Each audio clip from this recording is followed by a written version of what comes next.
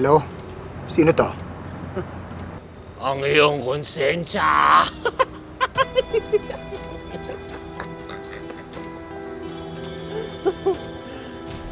Joke lang! Joke lang. Alam ko namang wala ka nun, Doc Frank. Sino ka bang si Raulo ka? Sorry na! Napatawag lang ako kasi gusto ko lang alamin kung nakuha mo yung pinadala ko. Hindi ako nakikipaglaro sa'yo. Hindi rin naman ako seryosong usapan to, Doc Franco.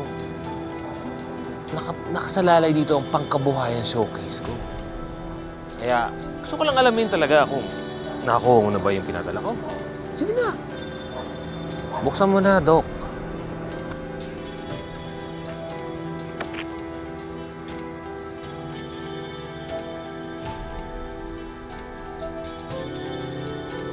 Ako si Melanie Arevalo, 46 na taong gulang. 3 buwan kong ginamit ang all-in-one drops ni Doc Frank. Ang bukol sa leeg ko na nooy kasing laki na ng kalamansi, ay naging sing laki na ng dalatdal. Lahat ng kinakain ng tatay ko, isinusuka na lang niya. Butot balat na lang din siya. Kung alam ko na magkakaganito, hindi ko na sinubukan ang produkto ni Doc Franco. Ano? Basa mo na? Ba't ka natameme? Surprise! Yan ang mga listahan ng mga tao na nagreklamo nung unang nilabas ang produkto mo! All-in-one drops, di ba? Sabi mo, Dok, gagaling sila. Parang yung nangyari yata, nag-unahan sila sa hukay eh. Doc Franco, baka sugo ka ng kamatayan. Mukhang alam ko na kung saan papunta to. Magkano? 10 milyon. Ibabaw na natin ito lahat sa likod. Sasairin ako ng gunggong na to kung wala akong gagawin. Huwag ako.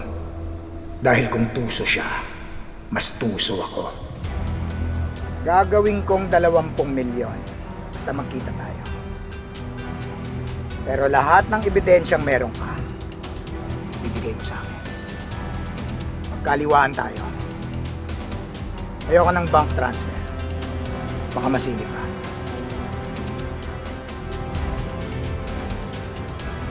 Oh. Ano? Nandiyan ka pa ba? No, Doc. Oo naman, oo naman. Medyo nagulantang ako sa offer mo. Pero, sino ba naman ako para tanggihan yan? Push natin yan, Doc Franco. Patay kang bata ka ngayon.